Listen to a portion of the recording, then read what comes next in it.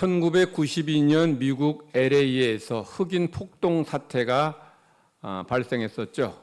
기억하실까 모르겠습니다. 흑인 청년을 백인 경찰이 무자비하게 폭행하는 그 동영상이 공개돼서 이 관련 경찰들이 피소됐지만 이들 경찰들이 재판에서 무죄 판결을 받습니다. 그래서 흥분한 이 흑인들이 들고 일어나서 폭력과 방화 그리고 약탈과 살인을 자행했습니다. 이때 많은 그런 이제 상가들이 피해를 입었는데 이 폭동으로 약 1만여 개의 상가들이 피해를 입었습니다. 그 중에서 한인들이 입은 피해가 약 2,800개의 상가가 피해를 입었어요. 피해를 입은 1만여 개의 상가 중에서 3분의 1에 거의 가까운 2,800여 개의 한인들이 이렇게 피해를 입었다는 것은 당시 미국 사회에서 한인들에 대한 거부감이 팽배했었다는 것을 보여줍니다. 무슨 말인가 하면 백인 경찰이 흑인을 폭행해서 폭동이 일어났는데 정작 한국 사람들이 가장 많이 피해를 입었다는 거죠. 이것은 이 분노한 흑인들이 백인에 대한 분노를 한인에게 풀었다는 거예요. 왜 당시 이렇게 흑인들이 이런 폭동을 일으키면서 한인들에게 많은 피해를 주었을까요? 미국에 살던 LA에 살던 그 한인들이 흑인들을 상대로 해서 돈을 벌었는데 정작 살고 있는 곳은 백인들이 사는 곳이에요. 돈 쓰는 곳은 백인들이 있는 곳이에요. 즉 흑인들을 대상으로 해서 돈을 벌긴 했는데 흑인들과는 어울리지는 않고 백인들과는 어울리는 거죠. 여러분 이런 그 한인들의 이런 정서를 여러분이 이렇게 설명하면 이해가 좀 되지 싶어요. 혹시 미국에 우리 성도들 자녀들을 살고 있다라고 할 때에 그 자녀들이 미국의 백인과 결혼하면은 그럴 수 있지 생각할 거예요. 그런데 만약에 흑인과 결혼했다면 어떤 반응 나옵니까? 왜? 이런 반응이 나와요. 백인하고 결혼하면 당연한 것처럼 여기는데 흑인하고 결혼하면 왜 흑인하고 결혼해? 이렇게 반응이 나와요. 이건 무슨 말인가 하면 한인들이 백인은 그래도 좀 괜찮고 우리와 비슷한 우리보다 나은 그런 그 사람으로 생각하는 반면에 흑인들은 우리보다 못한 이런 인종으로 여기는 거죠.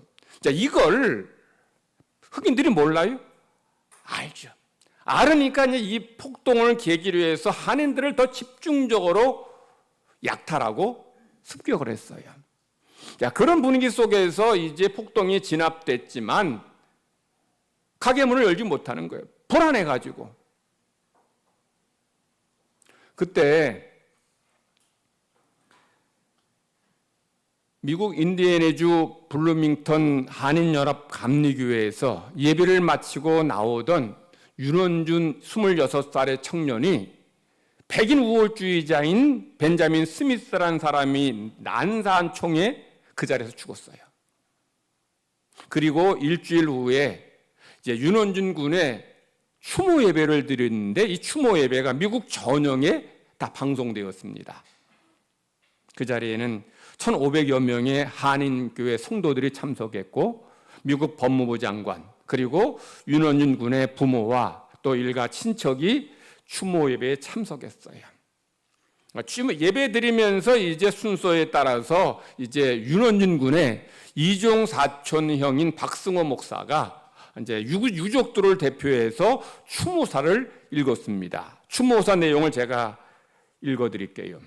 윤원준, 제 동생은 우리 가문의 꿈이었습니다. 그 꿈이 벤자민 스미스의 총에 맞아 사라졌습니다. 꿈을 안고 미국 땅에 들어와서 미국을 사랑하던 내 동생 윤원준이 총에 맞아 죽었습니다. 그러나 우리 가족은 오늘 아침 하나님께 예배드리며 벤자민 스미스를 용서하기로 선언합니다. 그리고 우리의 꿈을 깨뜨리고 아우의 피를 흘리게 하고 꿈을 빼앗아간 미국을 용서하고 사랑하기로 결단합니다.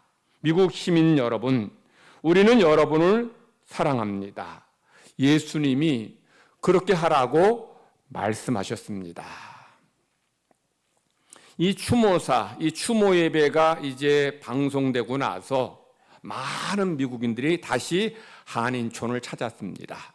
폭동 이후에 사람들이 주저하고 오지 않던 그 한인촌에 많은 미국인들과 한인들이 이제 다시 찾아와서 가득 메웠습니다. 윤원준 군의 이종 사촌 형인 박승원 목사, 물론 그의 추모사는 아니겠죠. 윤원준 군의 부모의 그런 마음을 이제 대신 낭독한 것인데, 그의 추모사는 십자가에서 당신을 죽이려는 그 원수를 용서하신 예수님을 떠올리게 합니다. 또한 자기에게 돌을 던져 죽이려는 스데반 집사님을 연상케 하죠. 그리고 자기의 두 아들을 죽인 이 손양한 목사님의 그런 용서를 우리에게 기억케 합니다. 이것은 하나님 믿는 성도들이 어떤 사람이어야 하는지를 우리에게 말해주죠. 하나님 믿는 성도들이 어떤 삶을 살아야 하는지를 우리에게 보여주는 거예요. 더 나아가 하나님 믿는 성도들의 모임인 이 교회가 어떤 곳이어야 되는지를 우리에게 보여주는 예입니다. 오늘 예수님은 우리에게 천국에 대한 비유를 말씀하셔요. 예수님이 천국에 대한 비유를 말씀하신 것은 왜 비유로 말씀하셨을까? 비유로 말씀하신 이유는 듣는 이들의 이해를 돕기 위해서입니다. 그래서 예수님은 천국에 대한 비유로 말씀하셔서 이제 듣는 이들이 천국이 어떤 곳이구나 이해하도록 한 거죠. 그래서 다양한 비유로 천국을 설명하셔요. 예수님께서 다양한 비유로 천국에 대해서 말씀하셨다는 것은 천국은 다양한 속성과 다채로운 면이 있기 때문입니다. 제가 어떤 사람이냐라고 물을 때에 저를 아는 사람마다 저에 대한 묘사가 다를 거예요. 왜냐하면 제 모습이 하나만 있는 것이 아니기 때문이죠. 마찬가지로 천국도 다양한 속성과 다채로운 면이 있어요. 그래서 예수님께서 천국에 대한 비유를 여러 가지로 말씀하셨어요. 본문 바로 위에는 천국을 뭐로 비유하셨는가 하면 가라지와 알곡 비유를 하십니다. 자, 가라지와 알곡 비유에서 종이 자기가 보니까 가라지가 보이는 거예요. 그 주인에게 가라지 뽑을까요? 했더니 주인이 그냥 놔둬라. 가라지 뽑다가 알곡도 뽑을 수 있다. 그러니 추수 때까지 그냥 두라는 거예요. 그리고 추수 때에 가라지는 베어서 꺼지지 않는 물에 던지고 알곡은 모아서 곡간에 넣으라는 거죠. 이게 뭐냐? 종말의 때에 이 알곡 같은 성도는 천국에 들어간다는 것이고, 그리고 가라지 같은 불신자들은 꺼지지 않는 지옥불에 던져친다는 거예요. 그리고 예수님이 이어서 바로 이제 또 다른 비유, 천국에 대한 비유를 말씀하시는데 간단하게 말씀하셔요. 천국이 마치 뭐와 같다? 뭐와 같아? 겨자씨와 같아요. 자, 그러므로 여러분, 천국이 어떤 곳인지를 이해하려면 뭘 이해해야 돼요? 겨자씨를 이해해야 돼요. 겨자씨. 천국은 겨자씨 같다 하니까 그 겨자씨가 어떤 씨인지를 우리가 이해하면 천국을 이해할 수 있는 거죠. 자, 겨자씨 어떤 씨일까요? 겨자씨는 다른 여러 많은 씨 중에서 가장 작지만 싹이 나고 자라면 풀보다 커져서 나무가 돼요. 가지에 새들이 깃들인다는 거죠. 이것은 천국이 처음은 작지만 커진다는 거예요. 점점 커진다는 거죠.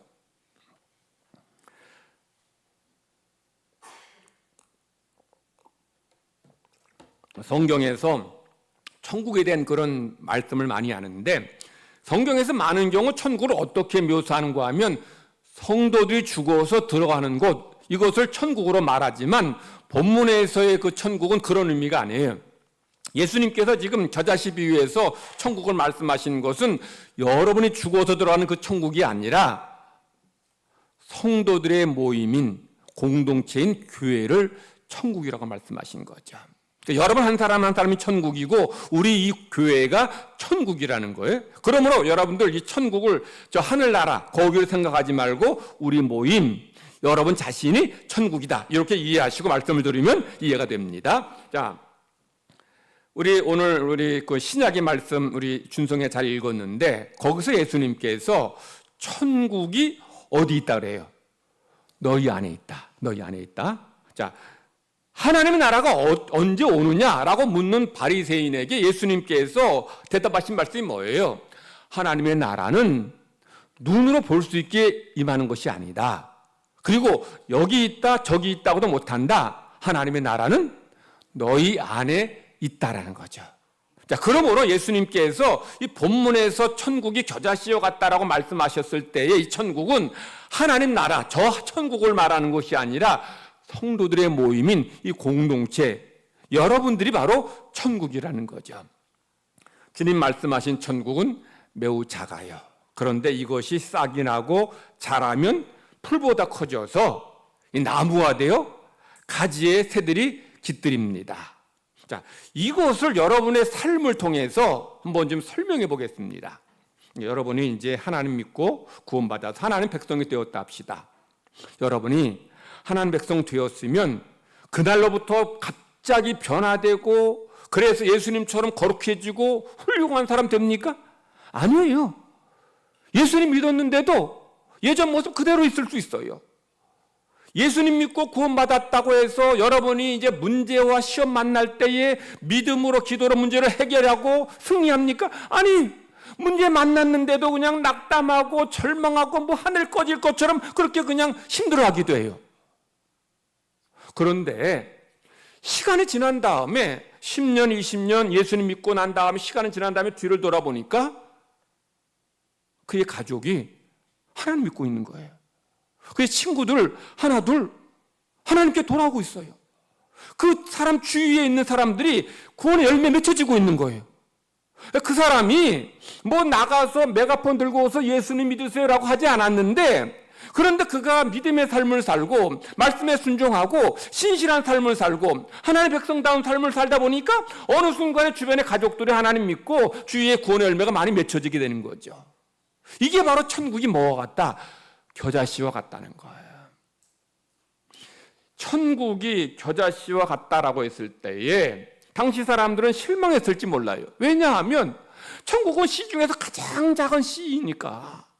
이왕이면 천국을 좀 폼나고 아주 멋있는 거대한 메타세콰이 나무 같다. 이러면 얼마나 보기 좋고 모양이 납니까? 그런데 예수님은 천국이 씨 중에서 가장 작은 겨자씨와 같다는 거죠. 근데 중요한 것은 지금 천국 이 자체, 겨자씨만한 작은 이 자체가 문제가 아니고 이 겨자씨에 생명이 있어서 자라서 이렇게 큰 나무가 되고 새들을 깃들이고 많은 열매를 맺는다는 거죠. 이것이 중요한 거죠.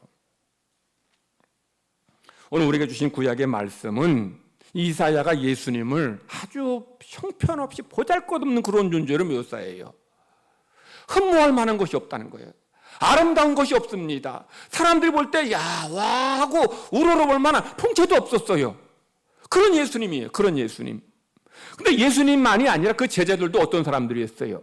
뭐 사회적인 지위나 명예가 있습니까? 제자들은 어떤 사람이 갈릴리의 어부고 심지어 세리도 있었습니다.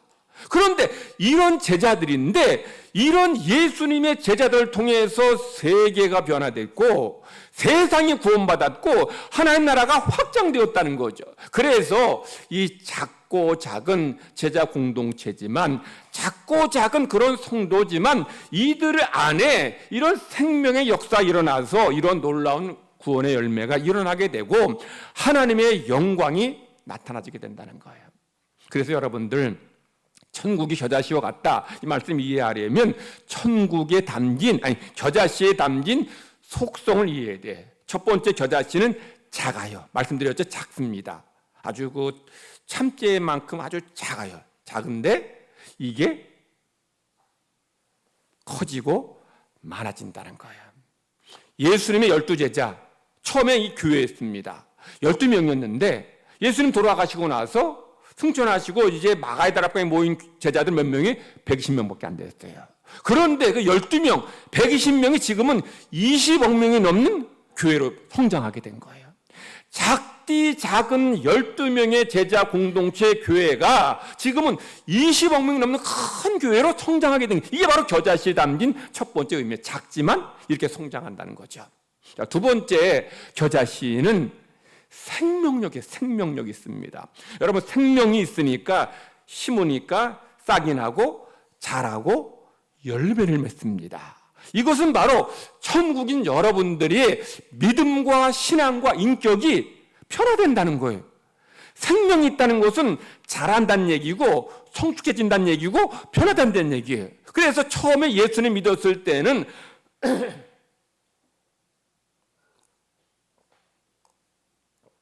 믿음이 아주 연약했어요. 그런데 믿음이 자라서 성숙한 신앙이 되는 거예요. 처음에는 교회 나왔지만은 나만 알았어요. 자기만한 이기적인 사람이었는데 믿음이 자라면서 남을 배려하고 남을 살피고 섬기는 거예요. 처음에는 문제 만나면 뭐 낙담하고 절망 하나님 없는 것처럼 뭐 그랬는데 어느 순간에 이제 믿음으로 말씀으로 문제를 해결하는 거예요. 그러니까 이게 변화되는 거예요. 인격이 바꾸어지는 거예요. 그러니까 천국이 겨자씨처럼 작지만 커지는 것만이 아니고 이게 생명력이 있어서 우리 하나님 믿는 사람들의 삶이 변화되어져요. 살아있는 것들은 자라면서 변합니다. 성숙해져요. 그러므로 여러분들이 천국 백성이고 구원받은 하나님의 자녀라면 여러분에게 이런 성숙과 변화, 인격이, 신앙이, 믿음이 자라게 되는 거죠. 세 번째, 겨자씨는 어떤 속성이 있느냐? 품습니다. 품어요. 주님께서 이제 겨자씨가 자라서 풀보다 커지고 나무가 되면 이 가지에 뭐가 깃들여요? 새가 깃들입니다. 그런데 이 새들이 어떤 새예요? 예수님이 씨 뿌리는 자 비유 얘기하시면 말씀하시면서 네 종류의 밭을 얘기해요. 그 중에 첫 번째 밭이라고 할 수 없지만 첫 번째 밭은 뭐예요? 길가입니다. 자, 길가에 떨어진 씨앗 어떻게 됐어요? 어떻게 돼요? 새들이 와서 먹어치웁니다. 자, 지금 겨자나무에 깃들인 새들 어떤 새들이냐? 방금 전에 겨자 씨를 다 먹어치운 새들이에요. 자, 그러면 겨자나무 입장에서는 지금 내 그늘에 깃들이고 있는 새가 자기 원수와 같은 거예요. 내 씨를 다 먹어치웠으니까. 그런데 겨자나무는 그런 새들에게 쉴 공간을 주는 거예요. 그런 새들을 품어주는 거예요. 주님께서 너희들이 성도가 교회가 겨자씨와 같다는 것은 이렇게 품는 공동체가 된다는 것이고 되어야 한다는 거예요. 제가 서론에서 윤원준 군의 사촌, 이존 사촌형 박승호 목사가 자기 동생, 심지어 그 어머니의 아들을 죽인 그 벤자민 스미스를 용서한 것, 이게 바로 교회고 이게 바로 성도고 하나님 백성의 삶이라는 거예요. 예수님께서 자기를 죽이는 원수를 용서하시고 기도하신 것처럼 스데반이 자기에게 돌을 던지는 그런 원수들을 용서한 것처럼 손영원 목사님이 자기 두 아들 죽이는 원수를 자기 아들로 삼은 것처럼 교회가 바로 그런 품는 그런 공동체의 삶을 살아야 한다는 거죠. 이게 교회라는 거. 이게 교회고 이게 성도여야 한다는 거.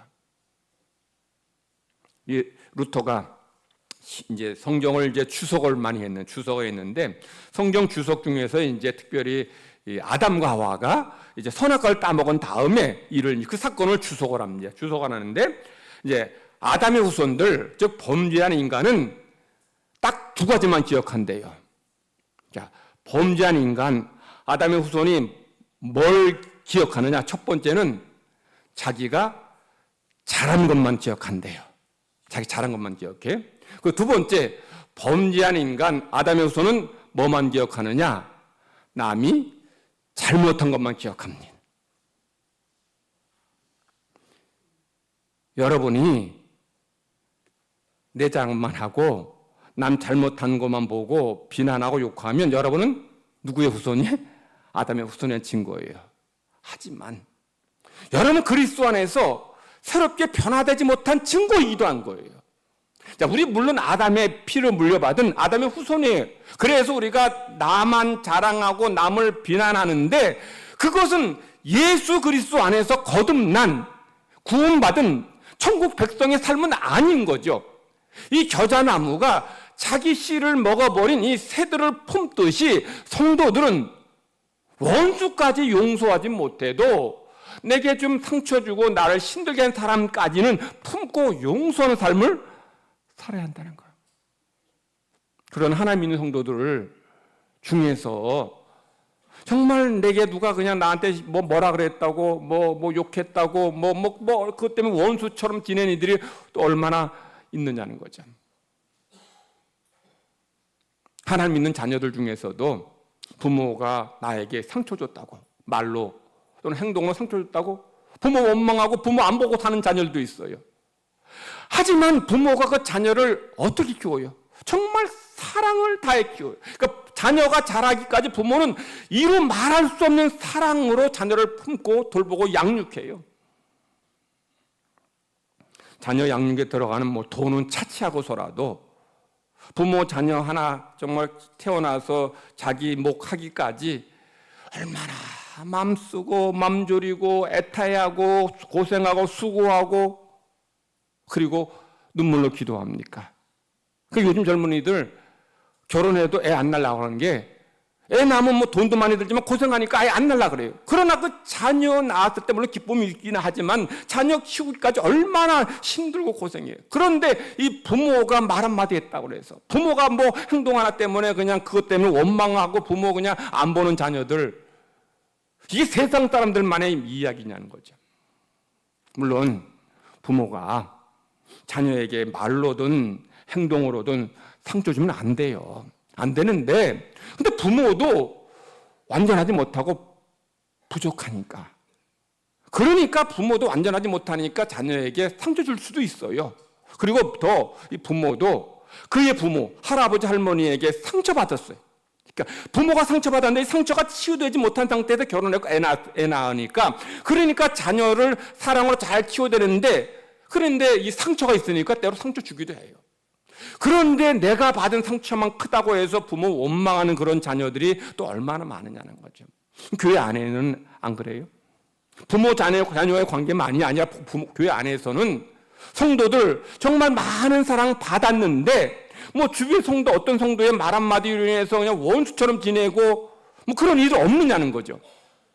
심지어 어떤 분은 기분 나쁘게 쳐다봤다고 교회 안 나온다는 거예요. 원수처럼 바로 기분 나쁘게 쳐다보지도 않았는데 본인이 그렇게 느끼고는 그냥 기분 나쁘게 쳐다봤다고 교회를 떠나고 원수처럼 지내요. 이게 하나님 믿는 사람이 이래서야 되겠느냐. 원수까지 용서하지 못해도 형제 가까이 있는 이들의 허물을 품는, 용납하는, 이것이 하나님 백성 겨자씨에 담긴 천국의 원리인 거예요. 루터가 말한 것처럼 우리 인간은 남의 잘못한 것만 기억한다고 하는 것, 그게 참 괜한 말은 아닌 것 같아요. 그러나 중요한 것은 여러분들은 아담의 후손이지만 예수 그리스도 안에서 새롭게 거듭난 새로운 피조물이에요. 하나님의 자녀인 거죠. 그러니 이제 다른 삶을, 변화된 삶을, 그리고 품는 삶을, 용서하는 삶을 살아야 되나. 마지막으로 겨자씨에는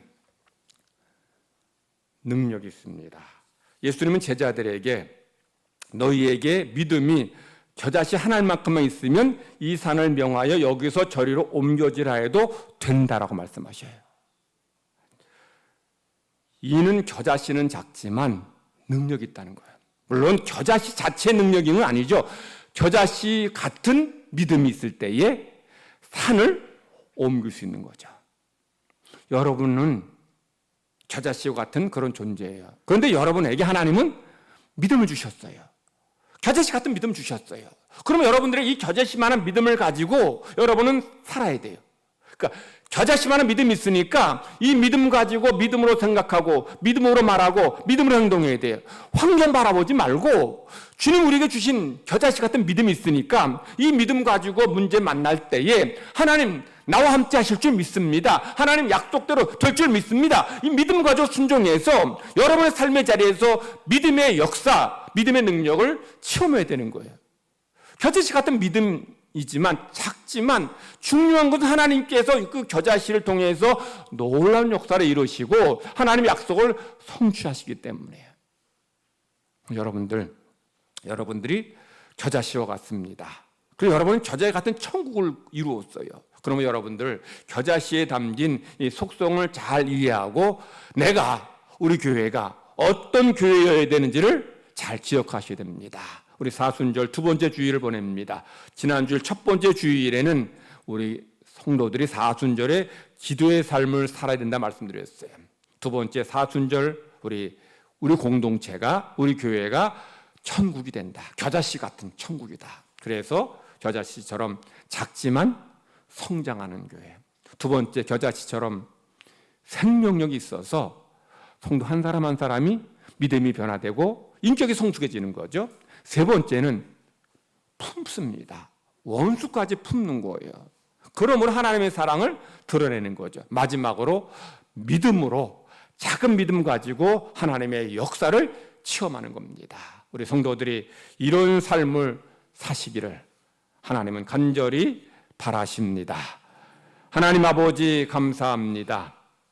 우리를 하나님 백성 삼아 주심을 감사드립니다. 천국은 겨자씨와 같다 말씀하셨습니다. 우리 교회 공동체가 천국이요, 우리 성도들 한 사람 한 사람이 겨자씨와 같습니다. 우리가 겨자씨에 담긴 속성과 의미를 잘 이해하고서 우리가 믿음 생활하게 하여 주시옵소서. 겨자씨 작지만 크게 성장하는 것처럼 우리 교회가 또 이 땅의 교회가 더 하나님의 은혜 안에 성장하게 하여 주시옵소서. 겨자씨 생명력이 있습니다. 그래서 자라고 성숙해지고 변화되듯이 우리의 믿음과 신앙과 인격이 성숙해지고 변화되게 하여 주시옵소서. 겨자나무는 자기 씨를 먹은 새까지 품고 용납하듯이 우리도 주님처럼 원수까지 용서하고 용납하고 품는 모든 성도들 되게 하여 주시옵소서. 겨자씨와 같은 믿음으로